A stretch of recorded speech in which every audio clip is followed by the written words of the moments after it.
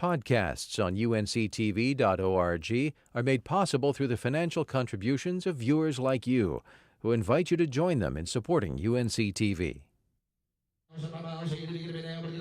The Wednesday night USL Auto Auction in Greenville, North Carolina is unique. It's the only auction of its size that allows private citizens to bid head-to-head against licensed car dealers. We met Gloria Hardy. She's no auto dealer, but she is looking a deal. I don't know. Just wanted to see what it was like to come and maybe get a car cheaper than what I would get one for if I go to a finance company or something. The private bidders we met could just smell the savings, but the professional car dealers weren't so enthusiastic about competing against John Q. Public. To this reporter, it seemed to be a bit of a rival.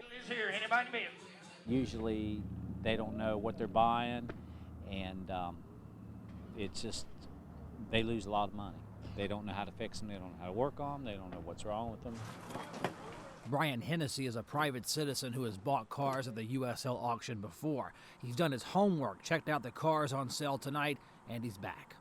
I don't know if you can really tell which ones are the dealers and which ones are just the private people. I mean, sometimes you can because they are looking at the VIN numbers and getting on their phones and talking to different people about the specific cars, about the VIN, and then you have the other people that you can tell are just individuals that are looking to purchase a car either for their children or themselves.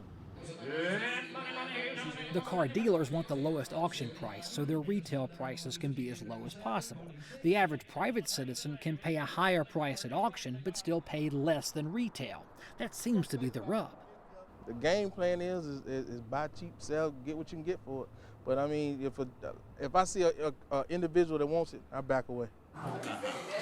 The dealers say these amateurs make things more expensive. Add the Cash for Clunkers trade-in program, which led to hundreds of thousands of working used cars being destroyed, and car dealer Harold Jones says the small car dealer must be savvy. It's tough right now. This deal here a while back where the government put out buying those clunkers in and turning those clunkers in, that has really hurt especially the smaller dealers in eastern North Carolina. And the cars that we used to could buy before the clunkers came out, they're not here anymore. With that shortage, what does it mean for you as a dealer and when customers come on your lot to buy a car from you? Well, the customer's looking for a cheaper car. It really hurts us because we don't have them no more. For us to buy a used car today is $200, $300, $400 higher than it was before the clunker deal came along.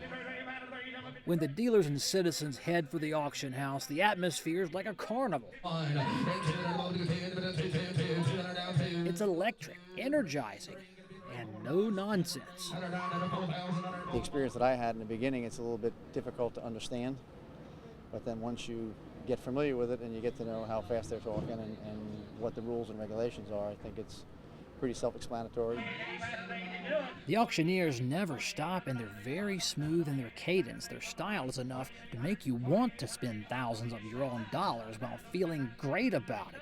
The bidders that come every week spend thousands of their own dollars buying dozens of cars with nods and winks. Let's say with this car, if it start off at a good price, and if 10 people, 15 people standing around and everybody throws their hand up to bid, the auctioneer hits you at 100, 100, 100, 100. It might fall on this guy. It's $1,000 more than what it started at. Now, I done got caught like that plenty of times. And then you're going to buy the car if you're the last guy standing. You're the last guy standing, you got to pay for it.